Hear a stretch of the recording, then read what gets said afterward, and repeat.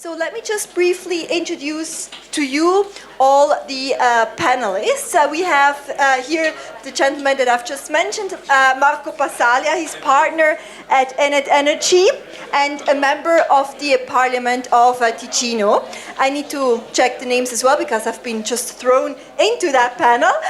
Then to his right, I guess you're Sven Haefner. Wow, okay, I just won the lottery. He's a CEO at 30 Capital from Lusaka, Zambia. You need to tell us how you ended up in Zambia afterwards. Fascinating country. Then we have, you are, I know, Leonard, Senior Advisor, Linden Strategies. And then we have Harald Karch, he's Managing Partner, International Capital Partner from Luxembourg. And then my friend Pankaj Choudhary, he's Professor at University of Delhi in India. And we're going to talk about the energy transition in the Greater Caspian Region. And we've just discussed before lunch, actually, how we're going to run this panel. First of all, a moment or basically an hour and 15 minutes of silence, please, because we want to be, paying attention to these gentlemen here. We want to first hear from Harald about his projects and his view on the Greater Caspian region when it comes to energy transition. Harald, do you have a microphone or do you want mine? Yes.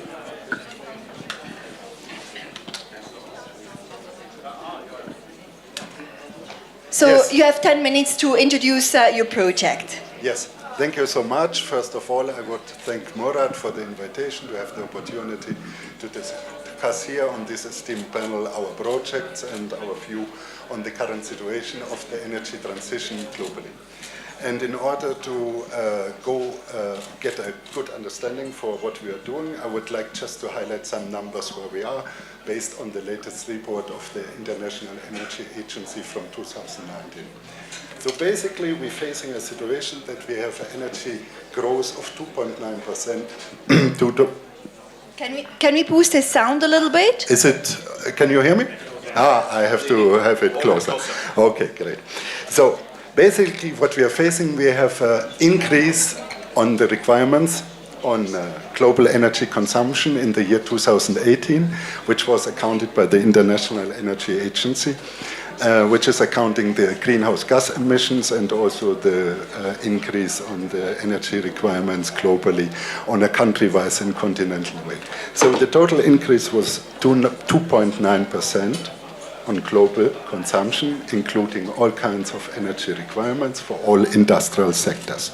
That is the outcome, which is actually the highest energy increase since 10 years when we are counting it.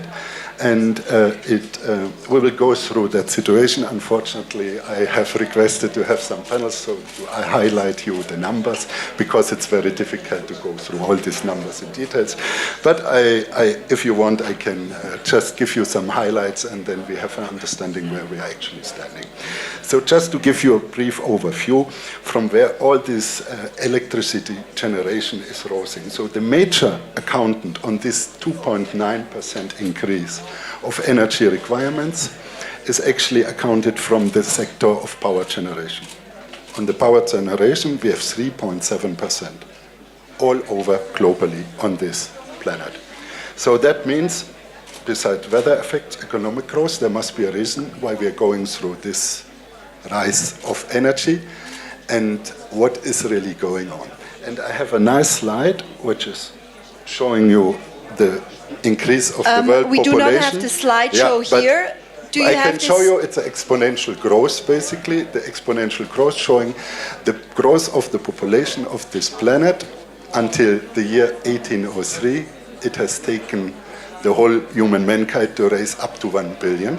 And then in a time frame of 34 years, we raised to the next 1 billion and so on and so on. And from the year 1975 to 2011, we had in average 11 years to raise another 1 billion human beings on this planet.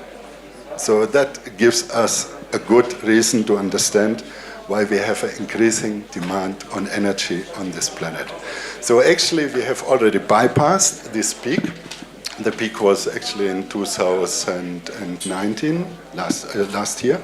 And we are going down a flat rate which will take us another 14 to 13 years in best case to come to the next billion of human beings, and so on and so on. So we are declining steadily in intervals increasing of from 14 years up to 20 years. So that's what it is.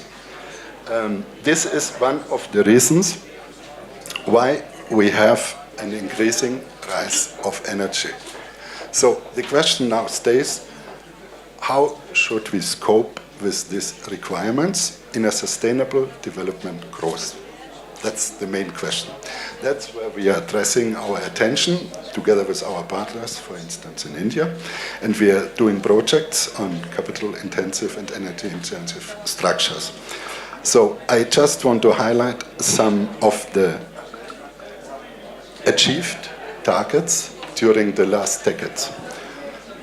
The current share of the generation by fuel of generating electricity is roughly 10% out of nuclear power plants, 13.8% out of coal, a share of 23.2% out of gas, and 17.7% out of hydro power. The renewables energy share increased last year by 14.5% and reached 9.3%. So this is our current situation. And that leads to a situation that we had 2018 an increase of 2%. 2% of carbon dioxide greenhouse gas emissions driven by power generation. No other sector on this planet actually contributes such high emissions like power generation. So now, when we look in these numbers, we have to think about what have we achieved since the last 20 years. Actually, we have achieved a standby mode. So we are having the same power mix generation out of our different fuels, which I just raised, and we are on a standstill mode. So something different has to be done in the future just to get out of that, I would call it a deadlock situation. So we have to focus on low-hanging fruits. So how can we focus on low-hanging fruits, and what are actually the low-hanging fruits to effectively, in absolute terms, decrease the carbon dioxide pollution per year? So what we say, how to decarbonize the situation. This way is actually only done if you understand what are the efficiency grades of the different fuels and what is the impact on the emission of carbon dioxides. So if you look in the generation of 1 kilowatt electricity out of a fuel like coal, so you have an average, it depends on the country, but you have in the technology used, of course, you have in average a pollution of 950 gram. So that means 950 gram is polluted by generating 1 kilowatt hour of electricity. If you look into the situation of natural gas, which is of course a fossil product, you have a potential pollution of 250 gram to 300 gram. It depends what you account, the equipment of the gas turbine, etc., etc. If you look into the generation of hydropower, you will end up something around 100 to 120 gram per kilowatt hour. Actually, interestingly, the fewest pollution in terms of carbon dioxide for generating 1 kilowatt hour is a nuclear power plant. When I was on a delegation to Seoul and talking with some professors, university professors in Busan, there was a saying in 2013 and 14, Harald, look, we believe that nuclear power plants are actually considered as a green technology. Of course, I told this professor, I said, look, if you go with that vision back to Europe, you definitely will have some resistance because people might be afraid for good reasons what happened in the past with different nuclear reactors and the safety. But at the end of the day, this is contributing only between 40 to 60 gram of carbon dioxide pollution for creating 1 kilowatt hour.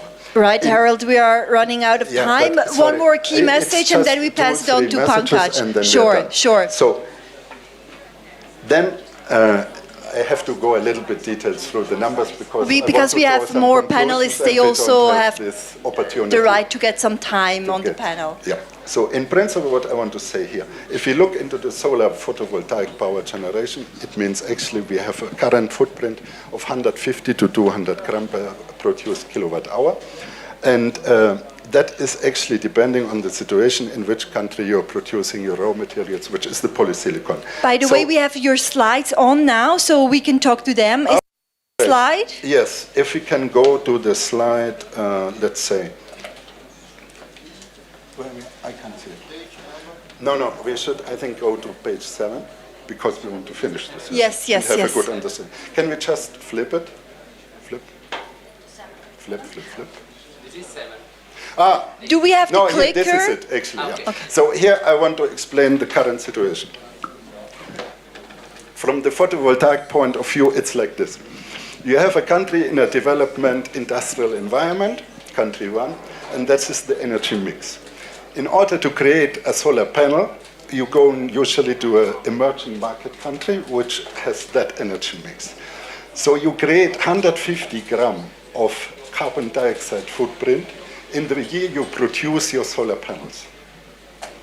So you're shifting actually the full carbon dioxide footprint from a developed industrial country to an emerging market country. And the emerging market country has a different mix of energy production. And by that, as you can see, we have a 55% ratio of the coal. It leads to a situation that by that we are even increasing on short term, before we reach the break even, the carbon dioxide. So my suggestion would be, and that is actually based on real proper mathematical simulations, first we should decarbonize the electric power generation sector, starting with coal, which is the low-hanging fruit, probably using transition fuel like natural gas as an intermediary for the next maybe 15 to 20 years, and reaching a level where we bring down the whole carbon dioxide effectively by 10 to 15% per year in the next 5 to 10 years, by radically getting rid of coal-fired power plants and substituting it. And then out of that we can discuss how to go to a sustainable growth path. If you want just to give the last slide. Catherine, can we move to the last slide? Is that it? The next one. So these are the conclusions. Basically, the are we should really not try to be evangelistic, we should try to be pragmatic and look into low-hanging fruits, decarbonizing the industrial sector of the power generation by getting rid of coal-fired plants, even with fossil energy like gas, and then going into the next remaining decades. Thank you for your attention. Thank you, Harald. Now, all of that obviously requires a very strong legal framework and international energy laws. Can you give us an update on that, Pankaj, and how this could work with all the developments that Harald has just laid out? The first, I would like to thanks to the whole Caspian Peak for inviting me here, and I'm able to speak. I'm the youngest one in the panel, so pardon me if I speak a little more. And the first thing which Harald also introduced is something which is required in this whole phenomena is a political will. Plus the political will, and then the legislations will come into the place. But how the political will come into the place, we have such a strong leadership which can envisage the development and growth plus the environment. So when we thought about the environment plus development and growth, that's what right now the Prime Minister of India, the Honorable Narendra Modi, he's also looking for that. And that's what he used his phrase, that's a new India. So I would like to take an example of India. That's what he is using right now as a development plus environment goal that goes with the Paris Agreement quotes also. That if you see the India is a picture that's, okay, the GDP is growing very fast. If you see the GDP in the current prices of 2013 to 18, it's a 31% increase, where the average world was around 4%. And if you see in the Indian economics also is all the major macroeconomics indicators also rate very high. But plus, when we are getting the plus 6% of annual growth as a GDP, we are in the responsibility also. So we have a responsibility that growth and development comes with the sustainable development goals, that comes with the environment consciousness also. And that's how me and Harald also, we are working toward this efficiency of energy. And that's what I think, that energy should not be, when we think about the future of energy future should be seen in the 4 pillars. The very first is energy access. The second is energy sustainability. And the third one is the energy efficiency. And the fourth one, which is very important, this is called the energy security. In India, if you see this, we have opportunities. Okay, we have a youngest population in the world. We are growing the fastest economy, but we have challenges as well. And what challenges which we have to bringing the energy to the households. And when we talk about the development and the growth, what we mean by actually development and the growth, when we look into the big picture of GDP, okay, the growth of the economy of the country is growing, but how much that growth and economy is really going to the lowest strata of the population living in the economy and in the country, where the India needs a focus. We have because I say in the forums also that we have the poor people also like other countries, and India has more. And when we have to bring that energy to the poor people, we have to think about the energy security. And that's what the leadership is doing. That's what my first point, that legislations, where the laws would be coming in. How do you frame the laws to give the security to the lowest strata of the population of the country? And that's what me and Harald also working in, that how to bring this how he has also focused that the low hanging fruit.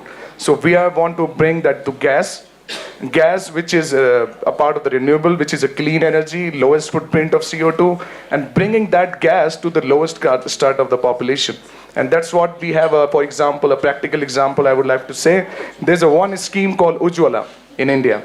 And this is something which is bringing to the gas to the poor families of the India. And because most of the families, they were making their food by the fire. And that fire was going into their lungs, and was not environmentally also not good, and not good for the health-wise also. So that gas was reaching in the very lowest time to that household and giving you can say the energy efficiency. So coming back to my second pillar of energy. So these 4 pillars of energy, they interlink with each other. And right now, we have estimated in 2030 that we need a gas around 70 billion cubic meters. And for that growing demand of the gas, and for the Indian government has just recently, last year in November, had said that we would be investment requiring of $60 billion for making a power grid of pipeline for the natural gases. So I think the gas would be a very good alternative option, and that's what we are working forward also together, and this is what we require as a support of yours also, so the most and most investments can come. And because I believe because I teach as assistant professor as international energy laws, so I think that when we talk about the sustainable development goals, when we talk about the energy efficiencies, this is nothing but about the community interest. When we talk about the Caspian Week, what is Caspian? Caspian is community interest, coming together, community for working good. And I think that if the India brings close to the Caspian because the Caspian has the energy and India has a demand. So if the energy meets demand, then something beautiful can happen. And I think if something beautiful can happen, and in this we can come forth working for the community interest and for the solidarity. So still the principles of which I talk, the international energy laws, that the principle of coordination, the principle of cooperation, still runs the basic concepts of the humanity. And this is what my point is, that if we want to work together in the energy efficiency, assess sustainability and the security, we need to look beyond this Caspian Week and bring something which is a major economy to the Caspian Week. That's my pitch is for today. Thank you. Thank you, Pankaj, for your presentation. We're now going to Marco. You also have a short presentation prepared, I think, or just some opening remarks. And Sven, Ray, maybe you as well. We'll get to you in a second, and then we'll open up for the discussion. So Marco Passalia from ENET Energy, please take a moment to make your statement. Sure, thank you. So just give me an opportunity to introduce quickly myself. I'm active in the natural gas business. So more than once you heard the word natural gas. Natural gas because everybody now in these days would like to be active in this sector. I am, lucky me. Okay, important talking about natural gas to understand that we are certainly talking about let's say, a commodity which is probably in line with the title of our panel, is a transition vector.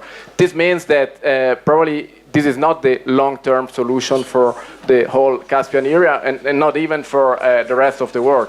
But as for now, still many advantages. First of all, in terms of infrastructures, in terms of technology, in terms of usage of markets and so on, is pretty mature, is historical, has a very strong history all around the world. Okay, for sure for developing countries is probably a new technology, but has also very interesting developments talking about LNG. That's very important to highlight. And what is interesting is also the potential usage of gas. First of all, okay, we have gas in the Caspian region, and that's the first point. That's a very important asset. We had opportunity to discuss during previous panels about how to distribute, how to find in political negotiation the good way to distribute this natural gas all around the region or to export it to other regions of the world. Okay, that's one of the topics.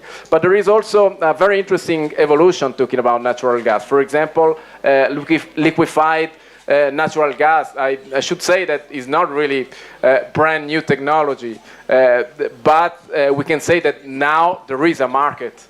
A few years ago, it was not a topic talking about the LNG market. And why is there a market all of a sudden? Because, I mean, this needs huge infrastructure investments. There are geopolitical risks. There are lots of pipelines. So why should there be an interest now? Let me ask Marco. So, talking about what's happening all around the world, we have different areas. Historically, we have Russia, we have Norway, everybody knows that. But also other countries in the last years started discovering very interesting sources all around the world. For example, just to mention a few names, Algeria, historically, also Libya, okay, now not active, Nigeria, Australia and Qatar, you know, these are the most important today exporter of LNG all around the world.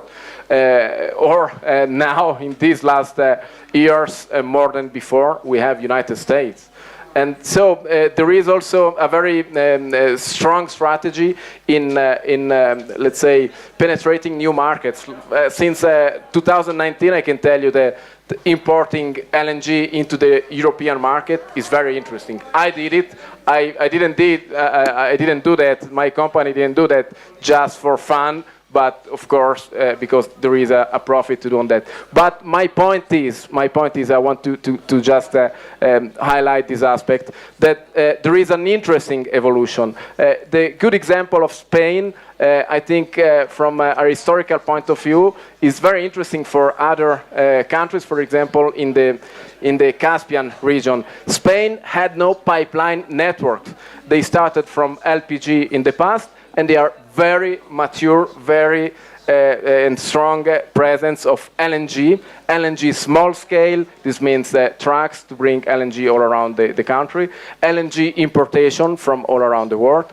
And also they started developing LNG network for trucks all around Europe. This means that there are also other potential evolutions. Another one, and I stop here, talking once again about LNG, about natural gas in the liquefied form as a transit vector.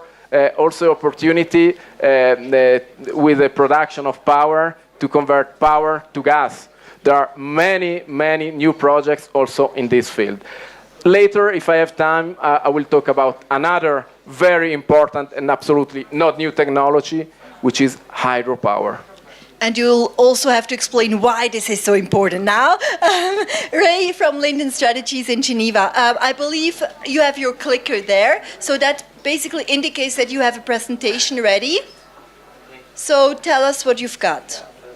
Energy in Southern Africa. All right. No. The Caspian. The Caspian.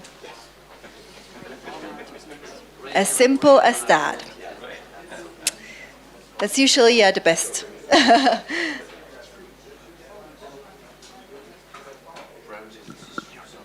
We're just getting that ready up for you. That's it? Okay. First of all, thank you again, Murat. Raise your mic a little bit. Okay. Can everybody hear me now? Okay. First of all, thank you again, Murat, for the opportunity to speak here. And I was requested to put together a slightly longer presentation to summarize the status of climate change and what will be happening in the Caspian region during this century for climate change, and finally, just what the Caspian nations have been doing and what they should be doing. I'm a geologist, so that means I'm very visual, so you're going to see a lot of pictures in the next 15 minutes or so.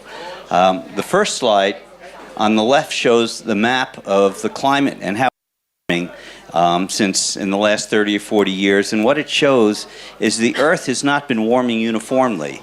The areas that have warmed the most are the Arctic areas and also the Eastern Hemisphere.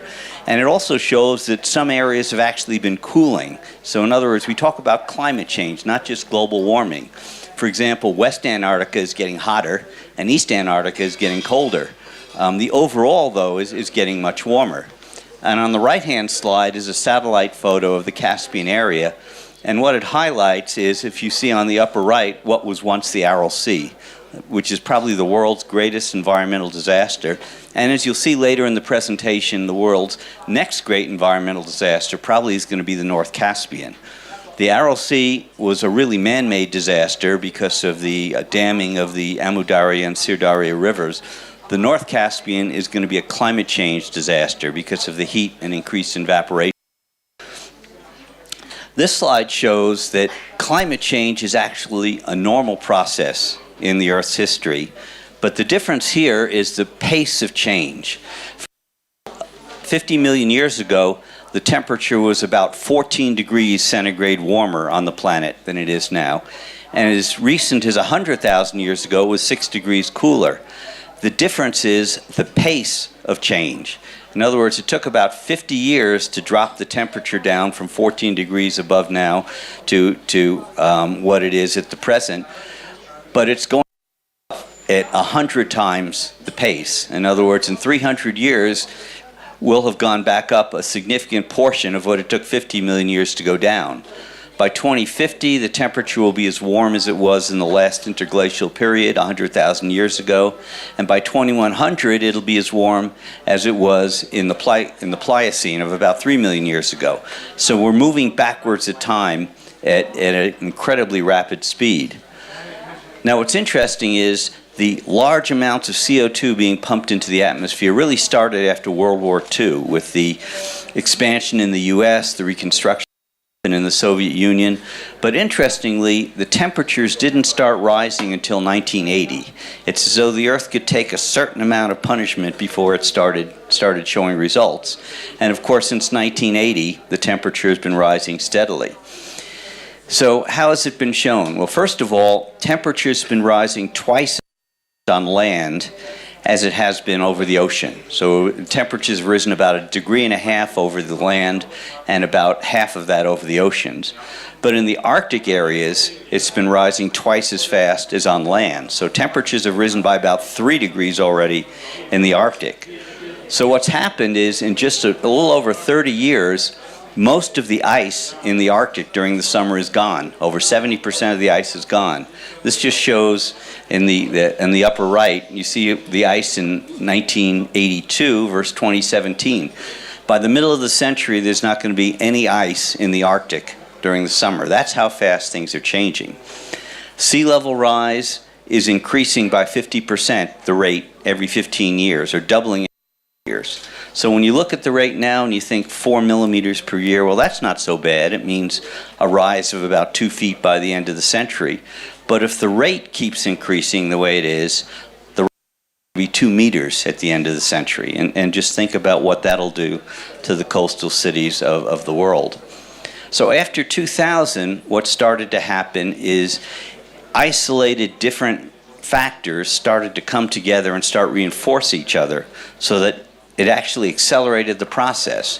For example, there's 10 snow covering the areas because it's warmer, and of course snow, the white snow reflects sunlight whereas the ground absorbs it, so that speeds the process.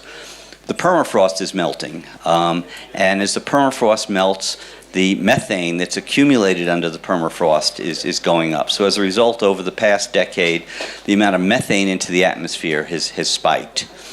The oceans are warming, and because the way the currents in the ocean go, the heat gradually makes its way down to the southern oceans, and the deep water in the southern oceans is warming faster than the rest of the oceans, and most of Antarctica, the ice shelves actually extend beneath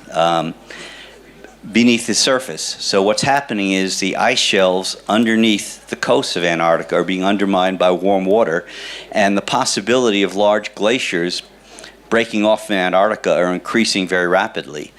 And finally, you've all heard about the wildfires in the Amazon and in West Africa. Well, they're not the worst fires out there. The worst fires out there are in the Arctic, and the slides here show the size of the fires in Siberia and Canada and Alaska, which of course cause increased emissions. So the worry is we're going to get to what's called a tipping point, which is where major things happen to change the climate. And I'm just show 2 examples here, and these things fit 10 or 15 years fantasy that we're in a Hollywood movie. For example, the Day After Tomorrow, if you've ever seen that. They're now looking at by climate scientists as having perhaps a 30 or 40% chance of success. One is that the jet stream, which serves as a barrier between the Arctic climate and the temperate climate, which keeps very cold weather from coming down into the temperate latitudes, or very hot weather from coming up into the north, is beginning to break down. And you actually had an example of that in July of last year. And the slide on the left just shows what the jet stream looked like in July. And what happened was the weather in North Africa moved up and covered Western Europe. And for those of you who were unhappily in Paris or in London, where it was 45 and 40 degrees, that's what happened. And it was looked at as a once in a lifetime. Well, it's going to happen probably every year, and it may not come to Western Europe, it may not come to Eastern Europe. I think if Vladimir Putin has 40 to 45 degrees in Moscow for a week, he may not think this global warming is such a good idea.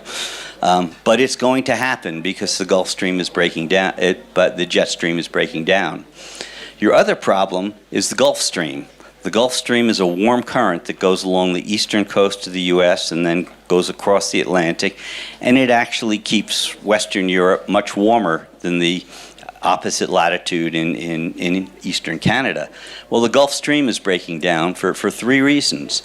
There's a hot spot off the east coast of the U.S. in terms of warm water, but then south of Greenland, there's so much ice melting off Greenland that if you remember from the first slide, there was this blue dot which was cold.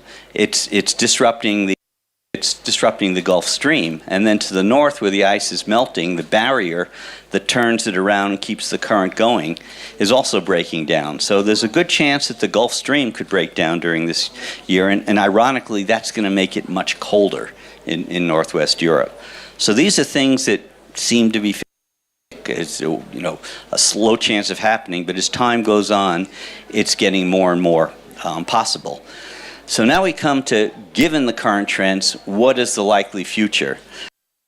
And the sad news is, and climate scientists will tell this to you once the politicians are out of the way, is we've passed the point of no return on 2 degrees climate change. It's gone.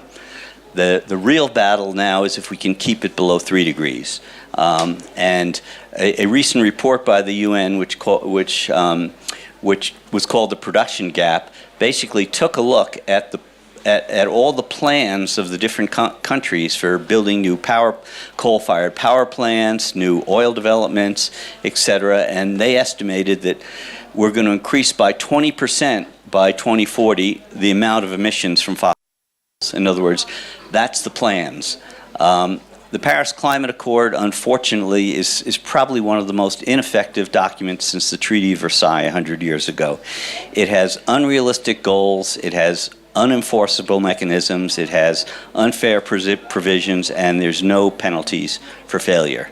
It's well-meaning, it recognizes the problems, but if we're going to do anything here, we need something stronger than that, unfortunately. So the problem is we're not going to stop using fossil fuels in the near future. Since it's unrealistic to eliminate the use of fossil fuels in the near future, we can at least shift to lower greenhouse gas emitting fuels. Now this slide is probably one of the most important slides you'll see, because what it does is on one axis it shows the amount of emissions of CO2 per equivalent, it's put in equivalent barrels of crude, and then it shows the different type of hydrocarbons, from coal on one side to natural gas on the other. And what it shows is natural gas and ultralight oil give out less than half of the amount of emissions per unit.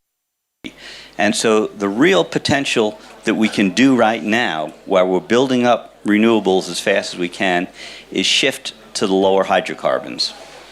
So from a practical standpoint, what does that mean? That means cutting coal use by half by 2040 and another half by 2060, reaching a plateau in oil, and then increasing natural gas production by 60% to fill the gap, while you're continuing to increase your renewables by 7% a year. And if you can do that, which actually is doable with the systems we have, with the reserves we have, then you can flatten out your greenhouse gas and you can keep your ultimate result to somewhere around between 2.5 and 3 degrees increase. Otherwise, you're looking at 3.5 to 4 degrees, which is where we're going right now. And the key to this happening, I believe, is implementation of a carbon tax and stopping building new coal-fired power plants. So this is the world picture, and now we get specifically to the Caspian region. And I try very hard to put this in ways that are clear for everybody here. Now, the World Meteorological Association, in cooperation with Climate Central, has looked at the cities of the world, the capital cities of the world, and said, okay, in these two scenarios, one of which we meant to keep it at 2.5 to 3 degrees, and the other, if it's business as usual, what are the climates of these cities to look like? And so what I did is I just showed here what the major cities of Central Asia, Baku, Ashgabat, Tashkent, and Almaty, would be like in those two scenarios. And the bottom line is the cities of Central Asia will have the climate of the cities of South Asia, of Iran, Iraq, India, and Pakistan. That is what will happen. And as you know, there's a significant difference there. So you have a significant stake in the game here. The second thing is, as the Gulf Stream breaks down, extreme climate weather systems will be able to make it from the north to the Caspian area. Now, right now, they make it maybe once every 10 years. By 2040, it'll be almost a yearly occurrence. And this has an important effect on people who are living along the coast. It also has an effect on the oil and gas industry that have platforms there that build it for certain wave heights and certain storm heights. But as the jet stream breaks down, those major storms will make it down to the Caspian area. The other point, and this comes back to the slide, is that as temperatures rise, evaporation increases. And already we're seeing the evaporation increase in the Caspian area, and the sea level is dropping. In this decade, it's dropping between 5 and 8 centimeters per year. Now, the problem you have in the Caspian is the northern Caspian, the very northern portion, is all less than 10 meters in depth. And if it continues and the Caspian temperatures rise in the range of 3 to 5 degrees, the sea level drop in the Caspian will be between about 9 and 18 meters, which basically means the North Caspian will be gone, and the border of the Caspian will be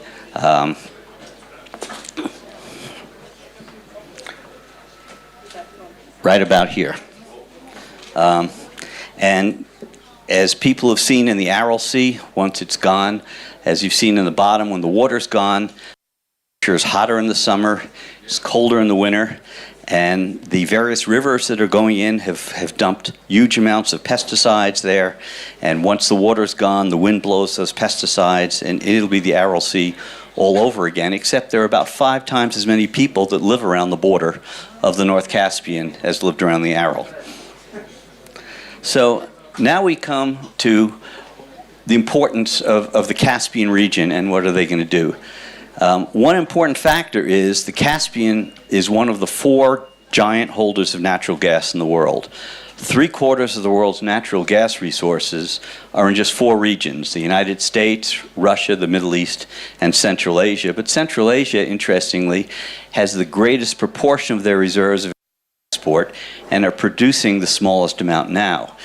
And their central location means they can service the 3 giant gas markets of the Eastern Hemisphere: Europe, Central Asia, and South Asia. And you've seen earlier some presentations about the potential for increasing their gas exports. Now, the Caspian nations have the potential for greenhouse gas emissions, but what's happened is after the collapse of the Soviet Union and the economic problems of the 1990s, the greenhouse gas emissions of the Caspian nations have been steadily increasing. As a matter of fact, they've increased by 70% since 2000. When you look at the slide on the bottom left, what you'll see is they really have a very, very poor record in terms of how much the Caspian nations are using low-carbon sources, renewables plus hydroelectric. They're using, to get their power, they're using only 2% of renewables plus hydro. And that compares to the rest of the world. South America is using almost 30%, Europe's using 25%, etc. Even Russia's using 12% because they have nuclear and hydroelectric. Only the Middle East, which is less than 1%, has a worse record than the Caspian. When you look at the fossil fuels they're using, Azerbaijan, Turkmenistan, and Uzbekistan are predominantly using natural gas, the lowest fossil fuel. Kazakhstan, on the other hand, uses mostly coal because they have it. It's cheap and it's convenient. The interesting thing is that even though they're only using 2%, Central Asia, the Caspian area, actually has the potential to be a major player and to use a large proportion of their power from renewables plus hydro. What's interesting is Kyrgyzstan and Tajikistan could produce 10 times as much hydroelectric as they're producing now. They just need the financing and support. And here's the interesting point, that global climate change actually helps there, because what's happening is the temperatures are rising, the glaciers are melting, and you have a window of 30 to 60 years of a major increase in potential hydroelectric power coming from Kyrgyzstan and Tajikistan. So the question is, will they be able to take into account that window?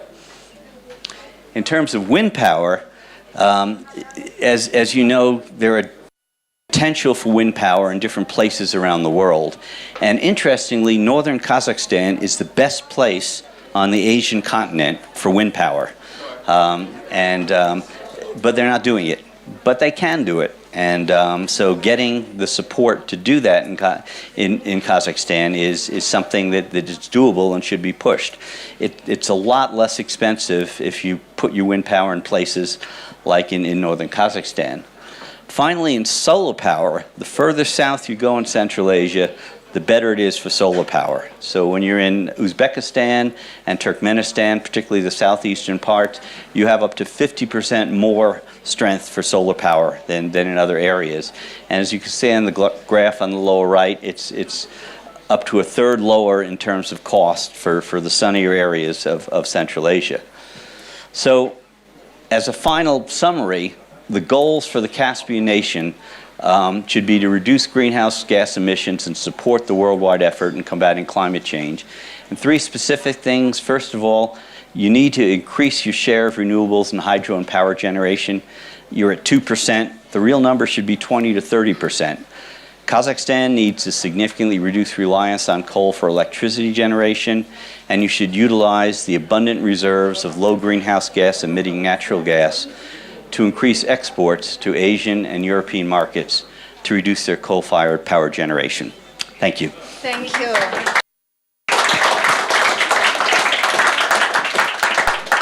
Thank you very much, Ray, for your strong message and stark warning as well. I think a lot of people who live maybe around the Caspian region might be really shocked about your forecast and prediction that resonates with the climate change activists here as well. I'll be happy to give a copy of this presentation to anybody who's interested afterwards electronically. Just give me your card and I'll send it to you.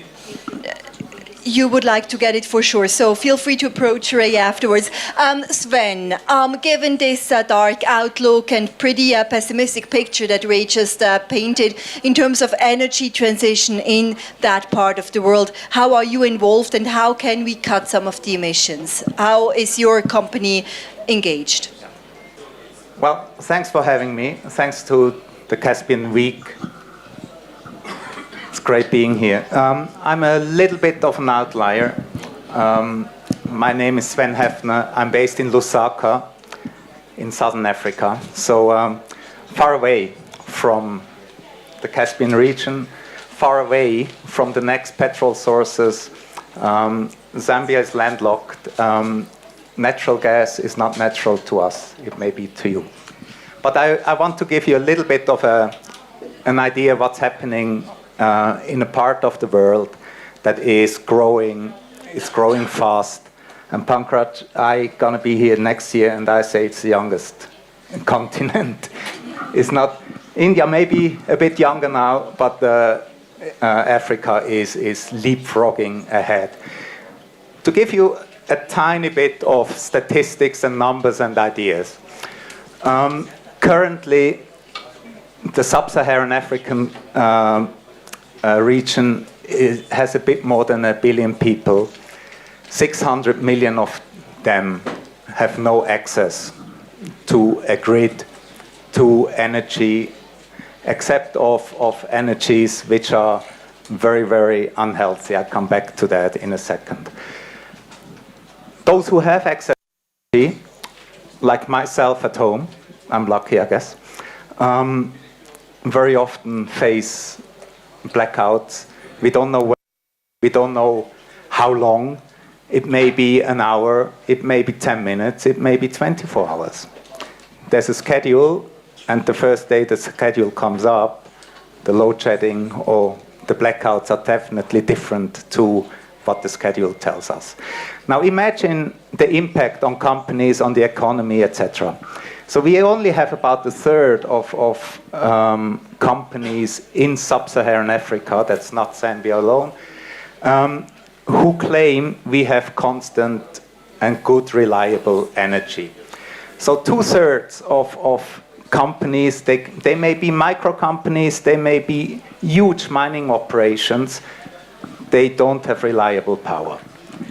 Coming back to the unhealthy, one of the most staggering statistics in my view is the biomass and the amount of biomass used in the energy consumption. 45% of all energy consumed on the continent is biomass, which means wood, charcoal, so stuff that ultimately is leading to deforestation, leading us to a change on the climate, etc., etc. So these are figures which we shouldn't ignore and shouldn't take lightly. So if you have access to energy, then you have vast, vast opportunities. So if we look back where the US was 100 years ago, 1921 is exactly the access to energy we have now today. What does that mean? There is, in theory, a massive opportunity for the African continent In the small picture, if we have a additional secure energy source, a child may have the opportunity to read, a small business may have the opportunity to operate. If that is in a bigger picture, midterm, if we are able to produce more reliable energy sources, it obviously will have a massive impact on society. Suddenly you have clinics, schools, whatever, with electricity, with lights, but also in terms of economical development. So from the small shop that is dark at night, you have supermarkets up. And if we go further, if we have more of that reliable energy source and more coverage, then it leads to transitions on a society base and obviously on an economical base. So these transitions, for example, could be that we are on the communication side, on the manufacturing side, etc. Democracy is a big topic. So currently on the sub-Saharan continent we have about 1 billion people. By the end of the century it's going to be 4 billion people. It is the fastest growing population, and we can look at statistics. I thought it was the youngest population already. But that doesn't matter. It will be the youngest population soon. That brings total different requirements on the energy sources. The demand for energy is not the same anymore than it used to be. Everyone wants to have the mobile phone charged. People want to have communication working. You have payment systems that are reliant on energy sources. Now, currently, in most of the countries, the national grid is the provider of that energy. And as I said, it provides maybe to 40% of the population. So what hasn't happened yet, and hasn't happened enough, is to use alternative energy sources.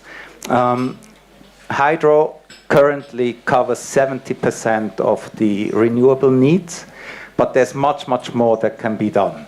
And rather than working on big scale projects, there are hundreds and thousands of small scale opportunities around. Small scale opportunities on the efficient cooking side, super important. Reducing the biomass, optimizing the biomass. There's mini grids. Now there's solutions for specific companies, solar plant for a mining project, for example, rather than trying to put them on a grid that ultimately doesn't work at the end of the day.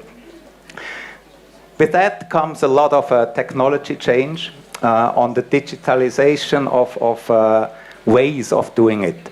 I'll give you an example of a microgrid. A microgrid is a container. On top of the container, there are solar cells or next to it. In the container are batteries. They link up maybe 200 households and small businesses. How does it work?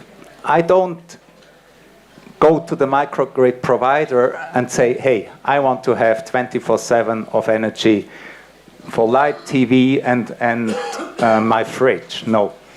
I buy 2 hours of light from 6 p.m. to 8 p.m.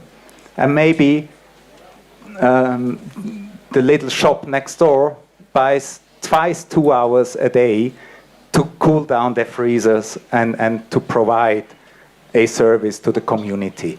And that is enabled, obviously, by technology solution these days. So what does that mean? There are vast of smaller opportunities on the investment side. We are active on the efficient cooking solutions, for example. We are looking at the microgrid spectrum. We are looking at solar leasing, where people are, instead of investing into the solar provision upfront themselves, they are going back and ultimately lease the power or lease the solar installation. it's like a utility bill at the end of the day. So there's vast opportunities. There's also big opportunities, as I said, for example, for a mine directly installing for them a solar plant or a biomass installation. So that's a little idea of a world that doesn't work 24/7 on a switch, but has a lot of opportunities to offer. Thank you very much, Sven. Thank you for sharing the perspective from Zambia, a country that we don't hear enough from and about. Thank you very much. So we only have 15 minutes left, and because it's such an exciting panel, so much insight, we gave a lot of time for these presentations because they share all of these different views. I would like to open to the floor already for questions for the next 15 minutes. I saw quite a lot of interest already in some of the presentations, so please raise your hands, identify yourself, tell us who you would like to ask, and just keep your question short. The lady here, I'll pass my mic to you. Hi, my name is Camilla. I'm from Australia. We're in Foundation. I just have a question for Ray. I would like to know your opinion about nuclear power. Do you think we should use it, or? Well, there's one big plus and one minus for nuclear power. The plus is that from a standpoint of carbon, CO2 emissions, it's one of the best types of energy there is. The negative is it's significantly more expensive than a lot of the other possibilities. What's happened due to technology and efficiency is the cost of solar energy has been reduced by 80% over the past decade, and the cost of wind energy has come down almost as much. So the problem with nuclear energy is it's more expensive than the others. The advantage is, of course, that it's regular, whereas the sun doesn't always shine consistently and the wind doesn't always blow consistently. So storing energy is still a problem. One of the biggest problems you have with nuclear energy right now for the people who have it is the plants are 40, 50 years old and are going to need a lot of money for renovation to keep running. And in many places, it's the sentiment against nuclear energy is so high that they may not get that money. And Germany is a good example, where they shut down the nuclear and they were so short of energy they started using more coal. The answer for nuclear, it's not straightforward. From a greenhouse gas emission, it's one of the best alternatives there is, but it's no longer price competitive. Marco, I you wish would I had like a to straighter add answer, but something, that's and then what it we go is. to Badar and the lady in red. Just shortly, I think that here Switzerland is a very good example about what's happening in the nuclear power sector, because Switzerland 3-4 years ago decided to just run away from the nuclear power, not in the short term, but this will happen in the next 20 years, and now we are absolutely in a transition period, and this means that we used to be net exporter of power. We will become more and more net importer of power, and things and relation with other countries will also change. So there are also geopolitical issues to consider. Even in Switzerland. Yes, first tackle the problems at home, right? But you have a question. Yeah, for Ray, again. So is there, in many communities or countries, is there a mental block with nuclear energy, which is not balanced on the merits of the thing itself? That's one. And secondly, is it fair to assume that in the next 20 or 30 years, the overall cost of energy is going to go substantially lower? Two. Well, there are two separate questions. The answer to the first question is yes. And there is, you've gone beyond rationality in some of it. The other answer potentially is new technologies. There are potential technologies that could significantly reduce the price. When I say it's more expensive with today's technology. There can be breakthroughs. A lot of people have lost money by assuming that technology won't change. So if there are technologies that reduce the cost, then nuclear energy could be another player. And it could be that the price of not reducing greenhouse emissions gets so high that nuclear comes back into the mix. Well, for overall energy, the problem is with solar and wind, there are certain physical limits. And I think there have been a number of papers that have shown that you had huge efficiency increases over the past 10 to 20 years, and the increases from now will be more incremental than from orders of magnitude. My Swiss friend in the first row. Yes, the lady in red is Margareta Kinenellen, immediate past Member of Parliament of Switzerland. Indeed, we shut down the first nuclear power plant in Switzerland in Mühleberg on 20 December 2019. I was a mayor 20 kilometers from this nuclear power plant, and I can tell you, 8 years I was a mayor 20 kilometers from that. And I can tell you the only sleepless nights I had as a mayor was because of the risk of an accident of this incident of this reactor. And I think you underestimate, Ray, the waste problem, the nuclear waste problem. You have not mentioned it. And economically, that nuclear power plant in Switzerland was closed down by Bernische Kraftwerke AG, clearly on economic reasons. It doesn't pay. And my question was another one, to Ray also. I just entered the room when you were talking about the Paris Agreement. And I want to ask you, why did you discredit the Paris Agreement? You said this was probably the most ineffective agreement in history. No, since the Treaty of Versailles. Yeah, no, I mean, why? I mean, why didn't you say that the most ineffective countries or presidents are those who broke away from the Paris Agreement? So many countries stick with the Paris Agreement, and at least do that. Switzerland does it. Switzerland has the CO2 tax, a rather interesting model by which me, as a lawyer with a law firm, I receive a refund. The private economy receives some refund from this tax so as to have a political majority, which is at least brings us to an average thing. I will close on this. My shawl here, my scarf, is the climate warming scarf for Switzerland. This shows that since Switzerland measures Celsius, the temperatures has risen average over 2 degrees over the global average. So we are bad in Celsius in Switzerland. We must act. So the question is, do we need to enforce the implementation of the Paris Climate Agreement?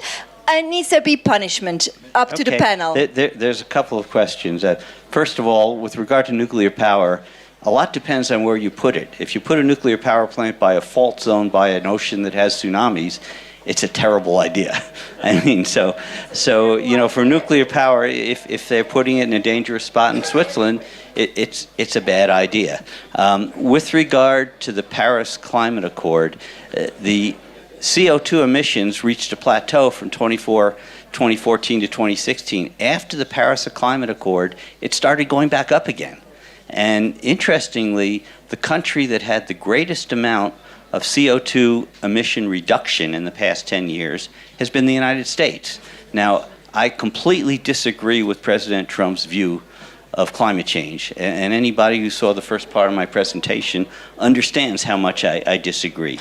The problem with the Paris Climate Accord is if you get into the details, China, for example, is allowed to increase their amount of emissions by 60% from a 1990 base. India, about 200%.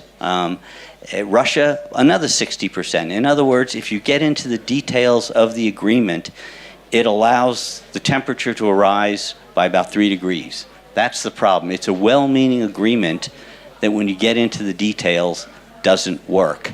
In other words, I don't like the Paris Climate Agreement because it isn't effective, not because I don't agree with the goals. Okay. What's the alternative? Let's maybe get the perspective from Pankaj, because you come from a legal perspective. Should we have stronger legal frameworks? Do we have to enforce the agreement? I think surely we need to understand the very basics also very first. That's when we're talking about the international environment law, we cannot legally enforce, because the very basic principles of the international law is the sovereignty of the states and the equality of the states. So when you're pitching the international environment law for the sovereignty, you have to come up with something new. So when the Paris Agreement, some kinds of agreement, I'm very for kinds of these agreements. I will not say I'm not against this. I'm very for these kinds of agreements. Reason is why when you're giving up the sovereignty, there the principle of solidarity comes in. So what is the principle of solidarity? Principle of solidarity is something when you're giving up your right for something big. So when I'm giving up something of my right, I'm reducing the CO2 emissions in my country for what big is for the community interest. Community interest for the globalizations, not for only my country or for the A country or for the B country. So the very basics of international environment law, that we have started somewhere. We have to acknowledge the starting point. The 1992, when we were talking about this particular laws, we were talking about something soft laws. We talk in the international law. And what is soft laws? It is non-legally binding, and this is a gray zone between the law and politics. And now we are talking about only law. This is very important, not politics. At least we are talking about this, and now we are acting about it. It's now depend upon the political will of the different country leaders. Marco, and we and would for like the to add people something. I think we do all agree that there is an environment issue, and that's for sure a topic not to be discussed here, because we know it. I think that it's also important to understand that, big companies, multinational companies play, of course, a very important role. But politicians, guys, we have to implement clear policies at, of course, international level, national level, but please remember, and we have also a few politicians, remember that there are also costs of this transition. Often we're talking about costs on the poorest part of the population. Often we are talking also about the fact that climate solutions is not for poorest people. And very important to say that sometimes citizens, people do not want to be part of this change. You have to oblige them. You have to implement clear policies. Otherwise, nothing happens. This means clear laws. This means subventions, incentives. Otherwise, nothing happens. So, and just my last statement, I think that politicians play an essential role. We have one last question there. Sorry, I just have one question. My name is Schoenberger. I'm active in the agricultural sector. If I'm a private investor and listening today what I can do in terms of sustainability and fulfill the criteria, I was listening yesterday to the TAPI project as well, and I see there is so huge amount of money available, and we just don't know where we shall invest this money.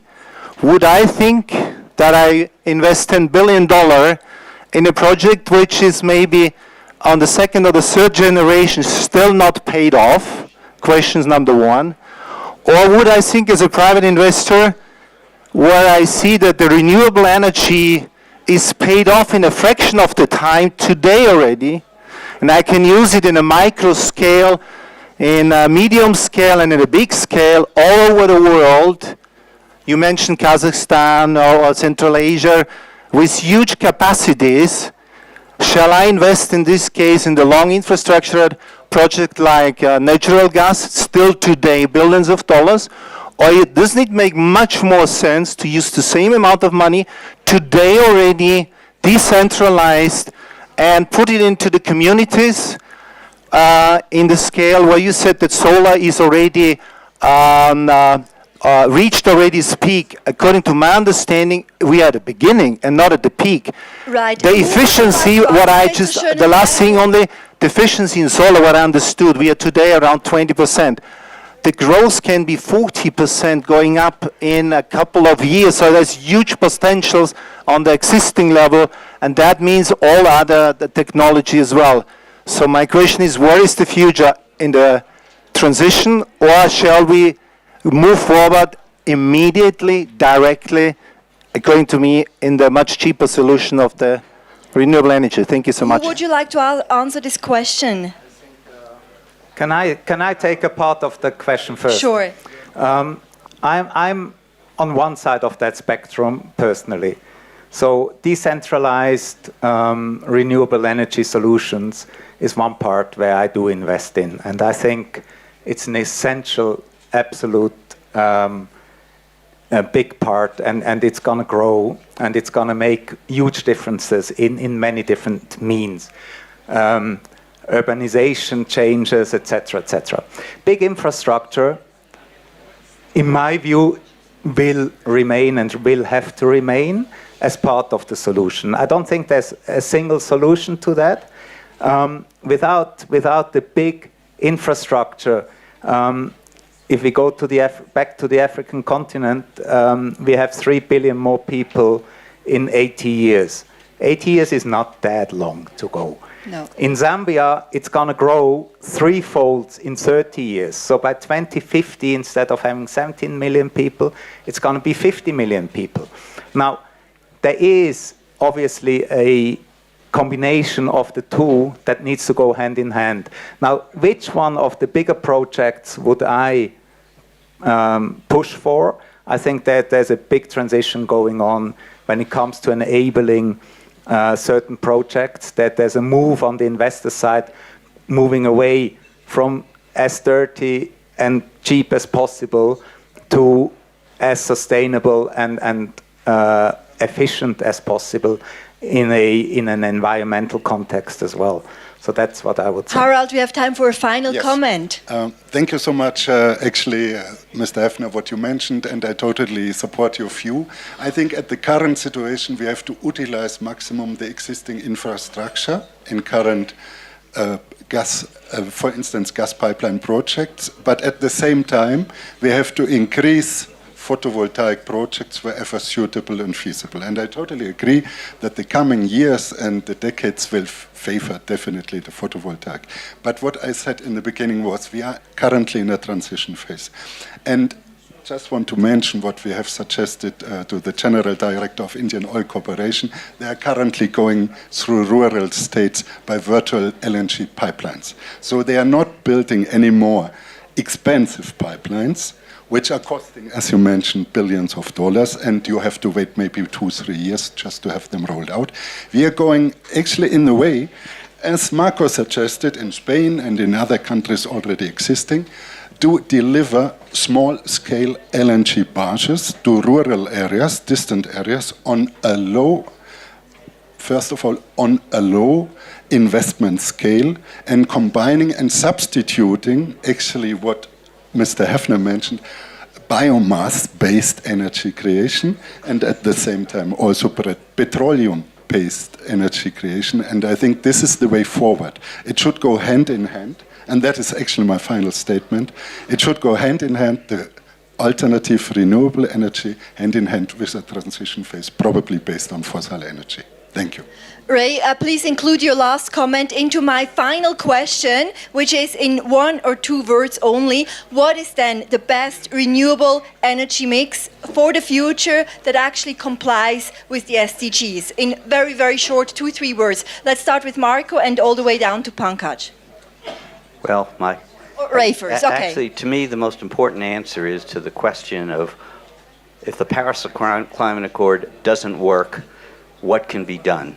And my view, and this comes from long experience in business and in politics, is you get 5 countries or organizations, the EU, Russia, India, and China.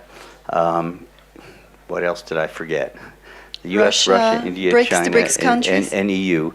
and you get them in a room, and those organizations produce most of the world's greenhouse gases. They use most of the world's coal, produce most of the world's gas, and also produce most of the world's renewable energy. They come up with an agreement, and then they sell it to the rest of the world. Because you've never come up with an effective agreement yet with 130 people around the table. That's what has to happen. Pankaj, you have the mic. I think we have to strike a balance between like the investment, like you taught, the investment projects, plus what is the renewable energy, what we're talking about, the projects. How we are going to invest in the renewable sources of energy. This will be the goal. And I think what makes a smile on the poorest person of the world, and that when he see the energy in his hand, this is also we should not forget when we're talking about the environment.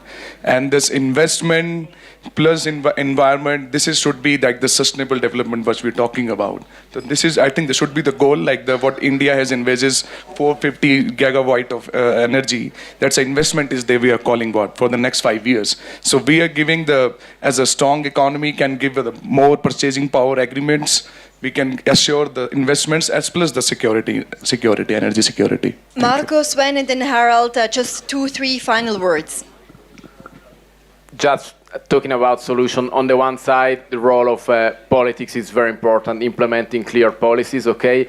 On the other side, solution is for sure multi-element solution, talking about for sure hydropower, but I think you already mentioned during your presentation, in any case, hydropower as a very long-term asset, gas and LNG for just in order to have a quick transition. And of course, talking about photovoltaic, talking about wind, and talking about these very consolidated technologies. Sven? I would start thinking of switching the light switch on or off from a personal view. Is it necessary to have 50 lights, or would 42 be enough? Thank you. It starts with every person, every single day.